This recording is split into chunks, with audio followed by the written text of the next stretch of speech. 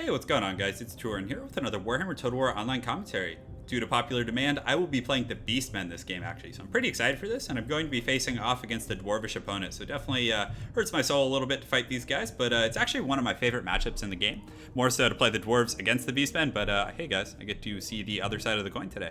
So as far as my infantry line goes, I have just a front line of Ungor herds. These guys are pretty cheap. I believe they cost around 440. They are shielded, so against Quarrelers, Thunders, those type of troops, they're going to be somewhat resilient. And on that same note, they also have stock. So in many ways, it is kind of a mind game against your opponents. Because right now, when he's looking at my army, he just sees these cav here, he sees some Minotaurs, some Gorbals, and he has no idea what my infantry army consists of. He might think I have some troops in the trees, or they could be, stalking from different angles. So it is a decent thing when you look at it in that perspective.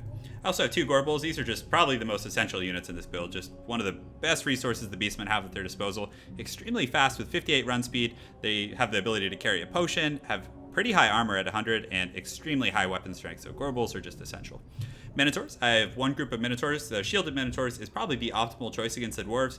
Good at dealing with Quarrelers, Thunders, and they do have fairly low armor, but aside from that, they have pretty darn good stats, guys. Malagor, the Dark Omen, I also really like him in the Dwarf matchup. I don't like him against Empires or mobile factions because he is very easy to dive, and with only 15 armor, he definitely goes down pretty quick.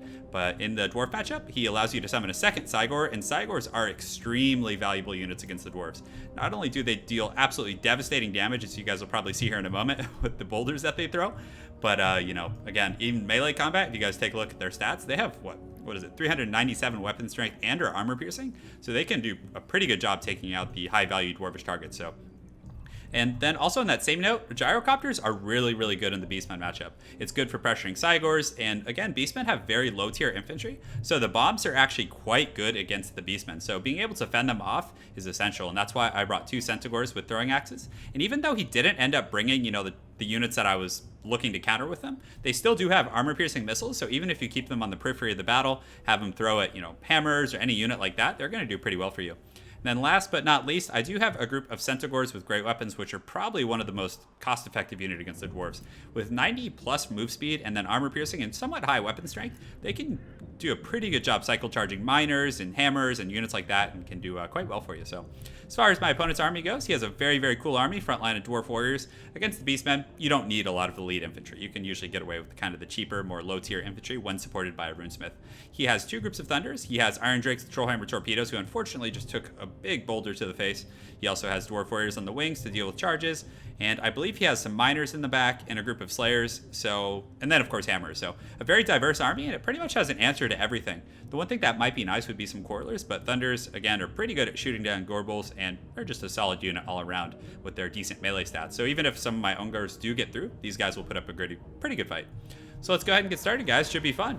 So right now, I'm just kind of positioning my Centaurs around the back, and what I wanted to do was just kind of make him focus on this group here so he wouldn't advance on my army, because you guys can tell he has a far superior melee force. Although those boulders are doing a pretty good job evening the odds, but I needed to generate more value since I invested so much in this Cygor here. I couldn't afford to, just go fisticuffs and march into him. I had to make him come to me and try and get as much value as I could before then. So right now you can see the Cygor continuing to bomb my opponent and generating great results. Those guys are so good against the Dwarves. And you can see this group of Thunders is already completely devastated. On that same note, you can see my Centaur is taking the wide route around because he did pull some Slayers, which definitely made me pump my brakes a little bit. And I did bring these Centaurs with the throwing axes. And I just wanted to start throwing some rocks here, hoping that he would actually detach some of his forces away from this main army so that, my low-tier Ungor herd group wouldn't get punished so badly.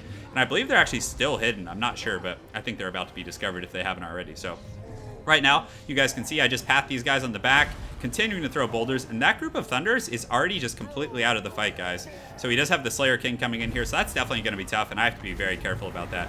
So the Dwarf Warriors are leading the charge here, and they're just going to engage with my low-tier units, but they are definitely going to get plowed into. But you can see they actually did a pretty good job absorbing those Minotaurs, but those Cygor bombs are just doing great work here. So I did use a Devolve. He had a very nice cluster of units, and it does a pretty good job against low-tier infantry, but my opponent does react quite well by using the Rune of Oath and Steel at the same time of the initiation of this battle.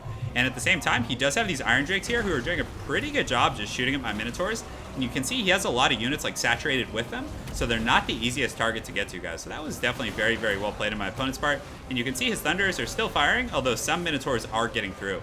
In the back, I did get a nice charge with the Centaurs here, and I'm doing some substantial damage to these Dwarf Warriors, while at the same time my throwing axes are kind of throwing into the backs of some of his infantry here.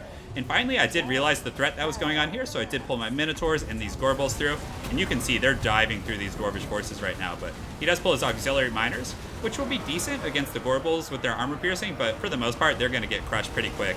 And you can see the Cygor rocks are still just landing in here, doing absolutely devastating damage, so again, Cygors, if you can protect them against gyrocopters, are one of the best units against the Dwarves in my opinion, but my opponent does a very good job of pulling his group of Slayers, so he pulls a very clever little flank here and gets his Slayers surrounding this Cygor here, so the Cygor will kill quite a few of them, but, you know, this is going to be a much more cost-effective trade for my opponent. You can see they've barely taken any damage, and they're absolutely slaying that Cygor, so very, very well played on my opponent's part, and, you know, again, I probably should have kept some cav over there, but those Slayers, at least they're not in the main battle here. So as far as everything else is going, the infantry battle is going pretty well. Most of my low-tier infantry are starting to get worn down. You can see this Ungor herd is pretty low, and this Gorbal here is actually surrounded, but both my Gorbals still do have potions, and I was trying to get this Runesmith. That's what I was mainly having them go after, and you can see I pulled this Cygor over here to go after him as well.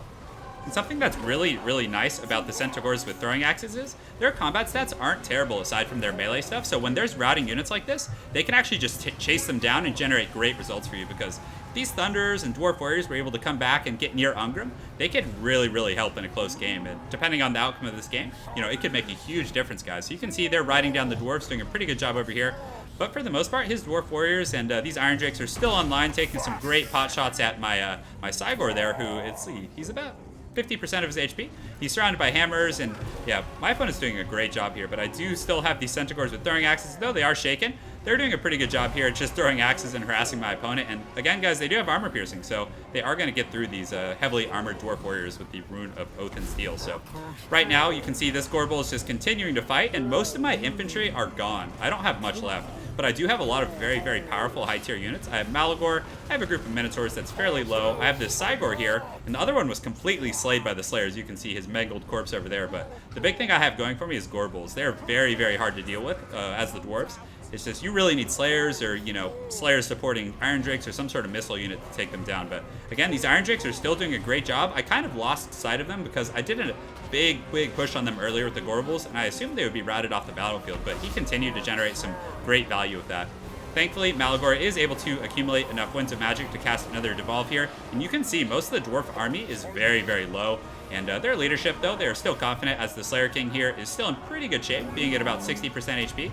And I was making a great effort to keep my Lord away from him, because if Ungor gets in there and gets a nice hit or two on my Lord, the Beastmen have pretty low leadership across the board. And you can see my Minotaurs are running off the battlefield, and I don't have any infantry left here. So basically, it's going to come down to, can my Dwarfen opponent, you know, survive the cycle charging of my Centaurs, which I still have two fairly healthy groups of Centaurs with throwing axes.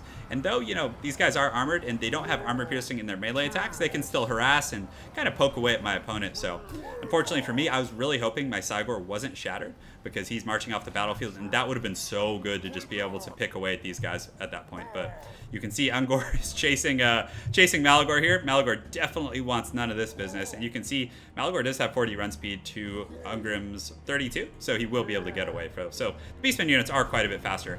On that same note, he did have some Dwarf Warriors out here fairly isolated, and they were able to, you know, kind of actually chase off some of my units. So these guys actually broke, but they should be coming back shortly. And these Centaurs with great weapons are also kind of a little bit taken out of the game by these guys. So I had to detach from his main force, and I just started to kind of isolate his troops that he had around the map, because this is a very, very strong concentrated force. However, I do have these throwing axes, so you can see my guys are just kind of taking pot shots at these guys, and they still have a bit of ammo. Let's go ahead and take a look. So these guys have about 50% of their ammo, and these guys are around 40. So he doesn't have many ranged troops left, aside from, I think, a few Iron Drakes. So I should be able to generate some good value right now, and these units are just so good against the Dwarves with those armor-piercing axes. And you can see several of these Slayers are going down. These Miners, again, are not shielded, so they're going to bring somewhat serious damage. You can see a few models going down there. Though it is a slow, but it is a slow process, but it is a steady process. So my Gorbal and Malagor over here are doing a pretty good job isolating these Dwarf Warriors who used to chase off some of my troops, and they should be able to get rid of them.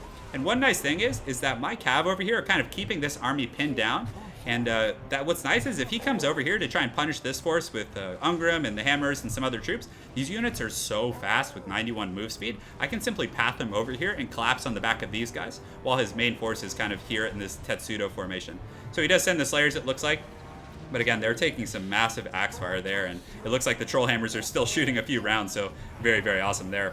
So the Gorbals go in here, and we're going to get a pretty nice charge, but that one does a nice somersault through those Dwarfs. But Gorbals are very, very good at fighting Ungrim. The two of them, especially with that kind of the knockbacks they have, are going to be able to cycle charge him very, very aggressively. So unfortunately for my opponent, he did detach this little auxiliary force here to try and take out my Gorbals, but this opened up the floodgates for my Centaurs to come in here and just kind of punish these Hammers, which, to be honest, are one of his last high-tier units that he has left in the game. So the Beastmen come in here and able to run those guys over, and even though these guys aren't the armor-piercing great weapon version, they're going to do very, very well, especially with the support of these Gorbals. And you can see Ungrim here, unfortunately, is isolated by 2 Gorbals, which is definitely a bad day for any heroic unit in this game, because Gorbals are just a huge force to be reckoned with. So my opponent reacts accordingly. He decides to bring over his main force, which was a very, very smart play. Probably should have done it a little bit earlier, but I completely see his logic in keeping the forces separated and not wanting to detach all your resources and get kited around. But, you know, at the end of the day, it didn't pay off. So his troops are coming in here. Ungrim is putting up a great fight, but unfortunately, he is very, very surrounded by these Beastmen units. I have 2 Gorbals, the Centaurs, and I believe Malagor is still lurking somewhere, if not in here. So, yeah, the last of these Dwarf units are going down, and I believe Ungrim will go down here shortly, and there he goes.